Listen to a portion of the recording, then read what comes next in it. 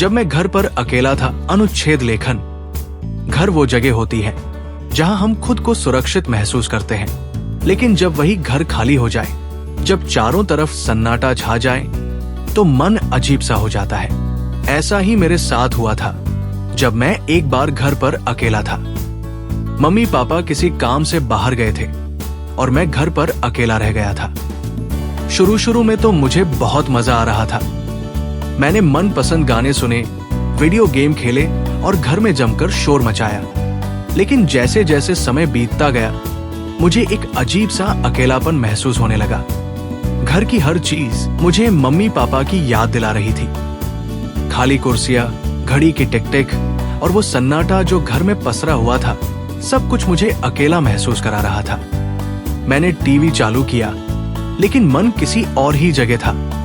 मैंने किताबें पढ़ने की कोशिश की, लेकिन उसमें भी मन नहीं लगा। मैंने खिलौनों के साथ खेलने की कोशिश की, लेकिन मन नहीं लग रहा था।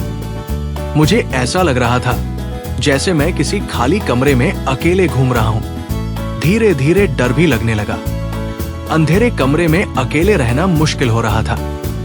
मुझे ऐसा लग रहा था जैसे कोई मेरी तरफ देख रहा है।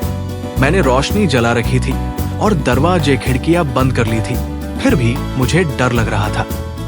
तभी मुझे मम्मी पापा का फोन आया।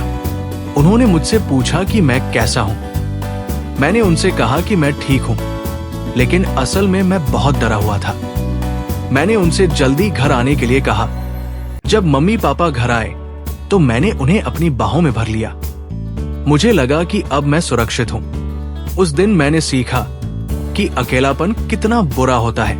मैंने ये भी सीखा कि परिवार का होना कितना जरूरी है। ये अनुभव मेरे लिए एक सबक बन गया। इसने मुझे समझाया कि जीवन में सबसे कीमती चीज परिवार है। Like, comment, and subscribe.